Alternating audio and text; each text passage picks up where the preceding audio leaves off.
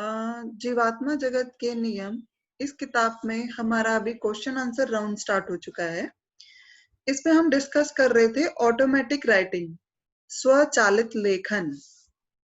इसके बारे में उनका कहना है, स्वचालित लेखन सर्वशक्तिमान ईश्वर की ओर से धरती पर रहने वाली आत्माओं को मिला हुआ एक वरदान है, जिसके जरिए वे अपने प्रियजनों के साथ संपर्क में रह सकते हैं। केवल ऐसी जीवात्माएं जो उच्च आध्यात्मिक स्तर पर होती हैं और पृथ्वी पर ऐसे लोग जो सही राह पर होते हैं, उन्हें ही संपर्क करने की अनुमति दी जा सकती है। स्वचालित लेखन सीखने का सबसे बड़ा लाभ यह है कि आप अपने उन प्रियजनों के साथ संपर्क कर सकते हैं जो दिवंगत हैं, यानी कि जिनका स्वर्गवास हो चुका है, और उनका मार्गदर्शन ले सकते हैं। यह पृथ्वी के लोगों को बहुत राहत देता है। हालांकि जीवात्माओं के मार्गदर्शन में स्वचालित लेखन का मुख्य उद्देश्य आपको आध्यात्मिक रूप से सुधार लाने में मदद करना है और अंततः दूसरों को भी मदद करना है। जिस समय आप लिख रहे होते हैं, आपका अवचेतन मन सक्रिय हो उठता है और आप सुरक्षा प्राप्त कर सकते हैं। इसलिए नकारात्मक शक्ति आपको नुकसान नहीं पहुंचा सकती और आपको आरोग्य लाभ होता है। आखिरकार अगर आप सही राह पर हैं, तो आप दूसरों की मदद कर पाने में समर्थ होंगे। आप दूसरों के लिए संदेश प्राप्त करने और जिन्हें आध्यात्मिक जानकारी और मार्गदर्शन की जरूरत है, उनकी मदद कर पाएंगे। दुर्भाग्यवश आज कई लोग इस वरदान का गलत इस्तेमाल कर रहे हैं। स्वचालित लेखन की शुरुआत करते ही वे दूसरों को संदेश देने लगते हैं, जो हो सकता है कि उनके अपने ही भौतिक मन की उपज हो, और संभव है कि वह बिल्कुल गलत भी हो। कुछ लोग इस क्षमता का इस्तेमाल अपने अहंकार को संतुष्ट करने, शक्ति प्राप्त करने, सफलता और प्रसिद्धि हासिल करने के लिए या फिर दूसरों को काबू में रखने के लिए करते हैं। अगर ऐसा होता है, तो वह जीवात्मा पृथ्वी पर रहने वाली आत्मा से संपर्क करना बंद कर देती है। इसके परिणाम स्वरूप दो बातें हो सकती हैं। पहली, पृथ्वी पर रहने वाला वह इंसान अपने भौतिक मन की उपज के आधार पर संदेश लिखना जारी रखेगा, जो बिल्कुल गलत होगा। दूसरी, कोई बुरी अवकाशी आत्मा पृथ्वी पर की आत्मा को गलत आदेश, गलत संदेश भेजकर पूरी तरह से गलत दिशा में ले जाएगी। अगला प्रश्न है, क्या वह कहना सही होगा कि स्वचालित लेखन एक आध्यात्मिक प्रक्रिया है? हाँ, ऐसा कहना बिल्कुल सही है। ईश्वर चाहते हैं कि जीवात्माएं इंसानी आत्माओं की मदद करें। आपका मार्गदर्शन करना हमारा कर्तव्य है। धरती पर आत्माओं की एक गलत धारणा बन गई है कि स्वचालित लेखन एक नकारात्मक प्रक्रिया है और वह हमारी उन्नति में बाधा पहुंचाती है। आध्यात्मिक विकास इसका सबसे बड़ा उद्देश्य है। हालांकि इंसान शुरुआत से अपने दिवंगत प्रियजनों के साथ सदमे और दुख की वजह से बात करता है, लेकिन आखिरकार आपको पता चलता है कि यह प्रियजन ही अब आपके आध्यात्मिक अभिभावक और संरक्षकों की भूमिका निभा रहे हैं। मृत्यु के बाद सभी आत्माएं अपने प्रियजनों से संपर्क क्यों नहीं करती? क्या सभी आत्माएं धरती पर रह रहे अपने प्रियजनों के दर्द और पीड़ा को कम करना नहीं चाहती? पृथ्वी पर कुछ आत्माएं प्रतिभाशाली माध्यम होती है, जिनमें जिनमें जीवात्मा जगत के संदेश प्राप्त करने की क्षमता होती है। कुछ तो इस वरदान के साथ ही पैदा होते हैं। उन्होंने इस वरदान को कई जन्म लेने के बाद कमाया होता है और यही उनका आध्यात्मिक जीवन कार्य होता है। साथ ही धरती पर सभी आत्माएं ऐसी नहीं होती जिनका मृत्यु बाद के जीवन या ईश्वर में विश्वास हो। लोग कहते हैं कि वे उन पर विश्वास करते हैं, लेकिन वे अपनी जिंदगी उनके अनुरूप नहीं जीते, इसलिए वे अपनी परीक्षा में असफल सिद्ध होते हैं और परिणाम स्वरूप उनके प्रियजनों को उनसे संपर्क करने की अनुमति नहीं दी जाती। पहली चीज जिसकी जीवात्माओं को जरूरत होती है, वह है विश्वास। अगर आप सबूत की तलाश में हैं, तो यह आपको कभी नहीं मिलेगा। आप कह सकते हैं कि आप मनुष्य हैं और आपको सबूत की जरूरत है, लेकिन सच तो यह है कि आप सबूत चाहते हैं, आपको उसकी जरूरत नहीं होती। आपको हृदय में आप जानते हैं कि ईश्वर का अस्तित्व है और जो लोग जीवात्मा जगत में पहुंचते हैं वे हमेशा जीवित रहते हैं। लेकिन तर्क आपको इसे मानने से रोकता है। यदि हमने आपको सबूत दे दिया तो कोई परीक्षा नहीं रह जाएगी। अपने प्रियजनों को खो देने के बाद कुछ लोग बेहद कठोर और क्रोधित हो जाते हैं और ईश्वर को जिम्मेदार ठहराते हैं। कठिन समय में उनकी मदद मांगने के बदले में वे उनसे मुंह फेर लेते हैं। दर्द का एहसास स्वाभाविक है, लेकिन कठोर और क्रोधित बनने से बचें। भले ही वह बहुत मुश्किल है, लेकिन अपनी इस तकलीफ का इस्तेमाल दूसरों की मदद के लिए करें। इस तकलीफ से खुद को नष्ट ना करें और ईश्वर को दोषी ना ठहराएं। संपर्क तभी हो सकता है जब इंसान और जीवात्मा के बीच सच्चा प्यार हो। उनकी आत्माएं एक दूसरे के करीब आने को उत्सुक होती है। प्राथमिक अवस्था में वह जीवात्मा पृथ्वी पर की आत्मा की मदद करना चाहती है, लेकिन दोनों ही आत्माओं का अंतिम लक्ष्य आध्यात्मिक रूप से प्रगति करना है। अतः अगर पृथ्वी पर की आत्मा यदि एक बहुत ही निम्न लोक तक गिर जाए तो संपर्क की अनुमति नहीं मिलती, क्योंकि पृथ्वी पर की आत्मा का अवचेतन मन सुप्त होने के बजाय कगार पर होता है। अगर आप मजबूत और खुले मन के इंसान हैं, तो हमें आप तक पहुंचने की अनुमति है ताकि आपका विश्वास पुनः जागृत हो सके। मेहरबानी करके इस बात को समझिए कि यहाँ तक आध्यात्मिक नियम सक्रिय है। ये नियम निष्पक्ष होते हैं, वे किसी के साथ पक्षपात नहीं करता। अगर आप सही राह पर हैं, तो जीवात्माएं आप तक पहुंचने के लिए अपनी ओर से पूरी कोशिश करती हैं। भले ही आप तकलीफ में हो, आपको फिर भी ग्रहणशील रहना चाहिए। ऐसी कई जीवात्माएं हैं जो पृथ्वी पर अपने प्रियजनों को सांत्वना देने के लिए तब तक पहुंचने की कोशिश करती हैं ताकि वे उनकी मदद कर सकें, लेकिन यह अक्सर संभव नहीं हो पाता, क्योंकि पृथ्वी पर लोग मृत्यु के बाद के जीवन में विश्वास नहीं करते। उनके मन इस संभावना के प्रति ग्रहणशील नहीं होते और इसलिए संपर्क का तो सवाल ही नहीं उठता। हम आपकी तरफ कई कदम बढ़ाने के लिए तैयार होते हैं, लेकिन पहला कदम जो कि विश्वास रखने और मन को खुला रखने का है, वह आपकी ओर से बढ़ना चाहिए। यही आध्यात्मिक नियम है।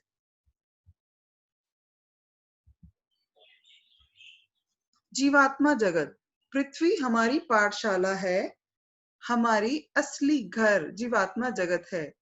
केवल मदद की सच्ची पुकारों का ही उत्तर दिया जाता है। जीवात्मा की सही परिभाषा क्या है? हम इसे आपके अस्तित्व के संदर्भ में समझा सकते हैं। सबसे पहले आपको यह समझने की जरूरत है कि आप मनुष्य नहीं हैं। आप असल में मनुष्य के रूप में एक जीवात्मा है।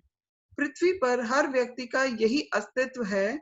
आपके पास केवल एक नहीं बल्कि 3 शरीर हैं: मानवीय शरीर, अवकाशी शरीर और जीवात्मिक शरीर। जब आपकी मृत्यु होती है, तब आप मानवीय से अवकाशी और फिर जीवात्मिक रूप में परिवर्तित हो जाते हैं। यह एक प्राकृतिक प्रगति है।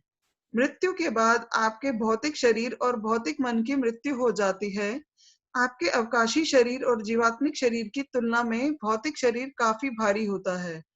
आप अपने भौतिक शरीर और भौतिक मन का त्याग करने के बाद एक अवकाशी आत्मा बन जाते हैं। एक अवकाशी आत्मा वैसी ही दिखती है जैसा मृत्यु के समय वह इंसान दिखता हो। अवकाशी शरीर मानवीय शरीर का प्रतिरूप होता है, लेकिन वह काफी हल्का होता है। अवकाशी आत्मा से आत्मा और अवचेतन मन जीवात्मा रूप से परिवर्तित हो जाते हैं। यह जीवात्मिक शरीर भौतिक शरीर और अवकाशी शरीर से काफी हल्का होता है। यह पंख जितना हल्का होता है। उच्च आध्यात्मिक स्तर की जीवात्मा पृथ्वी की अपेक्षा उम्र में काफी युवा दिखती है। साथ ही उसका स्वरूप इस बात को दर्शाता है कि वह आत्मा कितनी विकसित है। आत्मा जितनी ज्यादा विकसित होगी, उसका जीवात्मिक रूप उतना ही चमकीला और युवा होगा। क्या स्वर्ग और नरक का अस्तित्व है? हमारे संवादों में हमने स्वर्ग और नरक जैसे शब्दों का प्रयोग किया है, लेकिन कृपया इसके पीछे के सत्य को समझिए। ईश्वर ने एक नियम बनाया है कि जीवात्मा जगत में एक नकारात्मक आत्मा ठीक उसी तरह उसी जगह नहीं रह सकती जहां अच्छी आत्माएं रहती हों।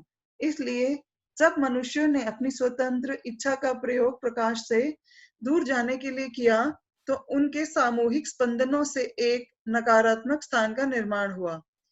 दूसरे शब्दों में कहे तो 7 लोकों की परिस्थिति का निर्माण इन लोकों में रहने वाले जीवात्माओं द्वारा ही किया गया।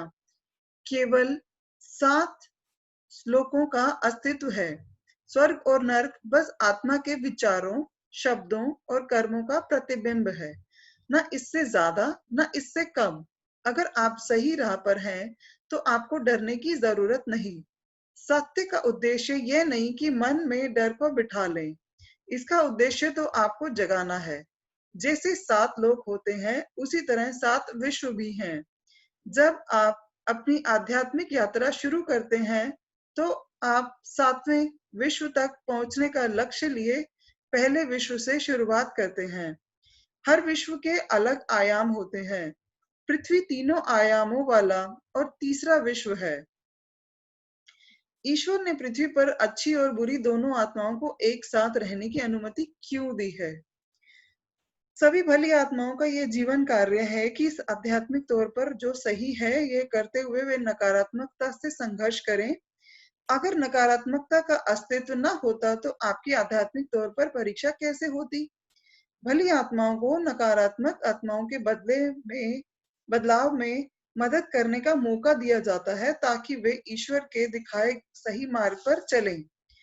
जब नकारात्मक आत्माएं दयालुता का बर्ताव या निस्वार्थ अच्छे कर्म देखती हैं, तो संभव है कि वे सही राह पर चलने के लिए प्रेरित हो जाएं।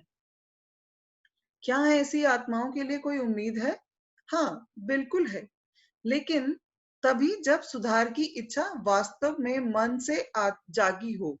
जीवात्मा जगत में यदि किसी जीवात्मा को निम्नतर लोकों से मदद के लिए सच्ची पुकार सुनाई देती है, तो वे मदद जरूर करती है। एक निम्न आत्मा की प्रगति के लिए ये पहला कदम उठाना होता है। सुधरने का उद्देश्य और इसकी इच्छा बिल्कुल सच्ची होनी चाहिए। इसलिए यदि आप जीवात्मा जगत के निचले लोक में हैं, तो निराश मत होइए। आपको यहाँ अनंत काल तक रहने के लिए बाध्य नहीं किया जाएगा। अनंत नरक यातना जैसा कुछ नहीं होता। विकास करने, अच्छाई को चुनने और आध्यात्मिक रूप से प्रगति करने का अवसर हमेशा मिलता है। हमें पृथ्वी पर जीवात्मा जगत क्यों याद नहीं रहता? यदि एक क्षण के लिए भी मनुष्य उस अलौकिकता का अनुभव कर ले जो जीवात्माओं को प्राप्त होता है, तो आप अपने भौतिक शरीर में नहीं रह पाएंगे। यदि आपको जीवात्मा जगत में अपने अस्तित्व की हर बात याद हो, तो आप पृथ्वी पर क्षण भर के लिए भी जीना पसंद नहीं करेंगे। इसी वजह से जीवात्मा जगत के बारे में आपको कोई अवचेतन स्मृति नहीं होती। वह आपकी परीक्षा भी है। आप बिना किसी प्रत्यक्ष सबूत के ईश्वर और मृत्यु बाद के जीवन में विश्वास करते हैं या नहीं? जीवात्मा जगत सत्य का क्षेत्र है, पृथ्वी प्रशिक्षण का क्षेत्र है। यदि जीवात्मा जगत ही हमारा वास्तविक घर है, तो हम मरने के बाद इसे पहचान क्यों नहीं पाते? मृत्यु के बाद शरीर मर जाता है, हालांकि पृथ्वी पर मनुष्य द्वारा प्राप्त किया गया ज्ञान, स्मृति और अनुभव नहीं मरते। आपकी आत्मा इनका त्याग नहीं करती और आपके गुण अथवा आत्मिक लक्षण भी आपके साथ रहते हैं। अवचेतन मन जो आपकी आत्मा से जुड़ा होता है, जीवात्मा जगत की जानकारी और स्मृतियों के बारे में धीरे धीरे एक एक कर आपको बताता है। लेकिन यदि आप स्वभाव से जिद्दी या फिर भौतिक दुनिया से कुछ ज्यादा ही जुड़े हुए हैं, तो जो भी आपको आपका अवचेतन मन कहता है उस पर गौर करना आपके लिए मुश्किल हो जाता है। ज्यों ज्यों आप आध्यात्मिक रूप से प्रगति करते हैं, आपकी अवचेतन मन जागृत होता जाता है और आप जीवात्मा जगत को अपने असली घर के रूप में आसानी से स्वीकार कर लेते हैं। आत्मिक लक्षण कैसे उपलब्ध किए जाते हैं, इसको जरा ध्यान से सुनिए।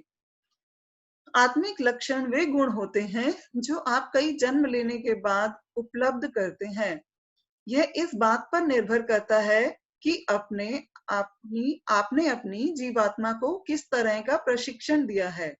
आपकी आत्मा के सकारात्मक और नकारात्मक दोनों लक्षण होते हैं। उदाहरण के लिए, आपकी आत्मा के सकारात्मक लक्षण यह हो सकते हैं कि आप निस्वार्थ, सकारात्मक और बहादुर हों।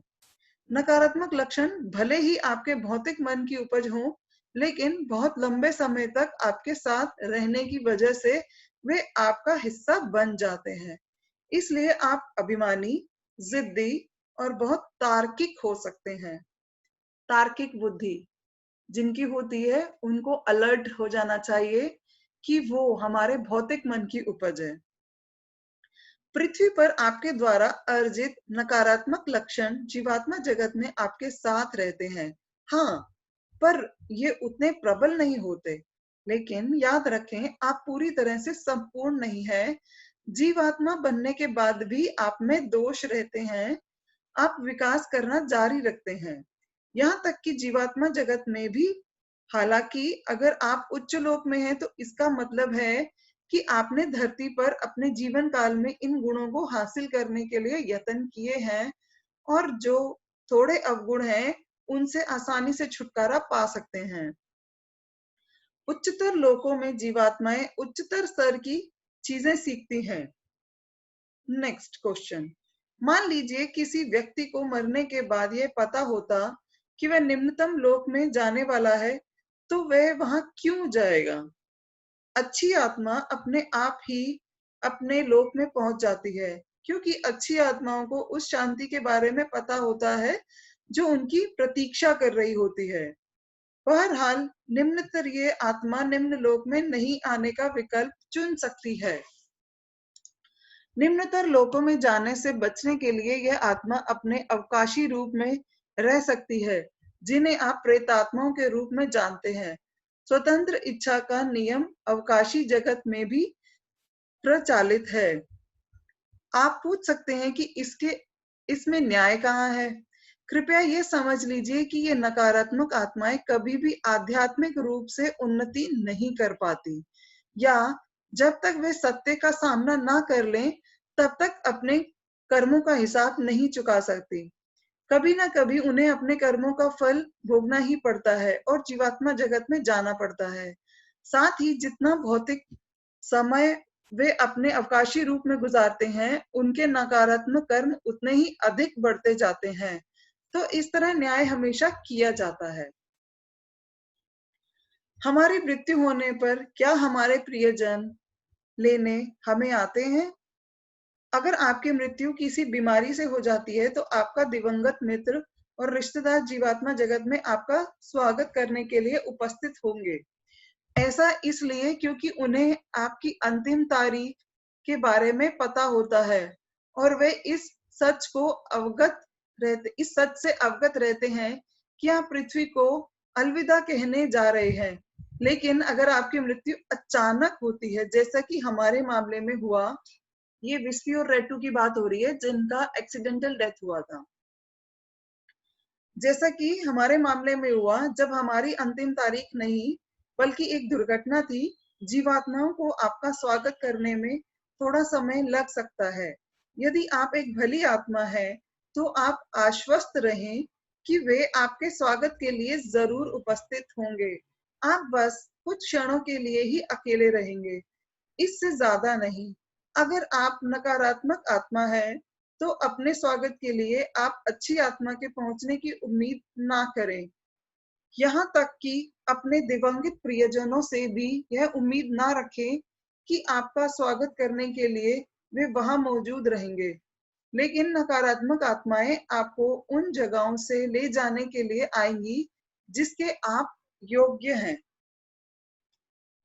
आपने बताया कि जो ही आप जीवात्मा जगत में पहुंचे, आपको विश्राम कक्ष में ले जाया गया। क्या आप इस जगह के बारे में हमें और कुछ बता सकते हो? जैसे ही विस्पी और रेटू की डेथ हुई तो उनको, जैसे ही वो जीवात्मा जगत में जाने लगे तो उनको सबसे पहले विश्राम गृह में लेके गए थे ताकि वो वहां पर आराम कर सकें। तो इसीलिए उनसे पूछा गया है ये सवाल, तो वो जवाब दे रहे हैं। यदि पृथ्वी पर किसी व्यक्ति की मृत्यु अप्रत्याशित और अचानक होती है तो उस आत्मा को विश्राम कक्ष में ले जाया जाता है, क्योंकि इन आत्माओं को आघात लगा होता है, इसलिए उनकी व्याकुलता को कम करने के लिए उन्हें स्वास्थ्य लाभकारी किरणें दी जाती हैं। ये किरणें बस सूर्य की किरणें होती हैं, लेकिन जीवात्मा जगत में ये बहुत निर्मल होती हैं।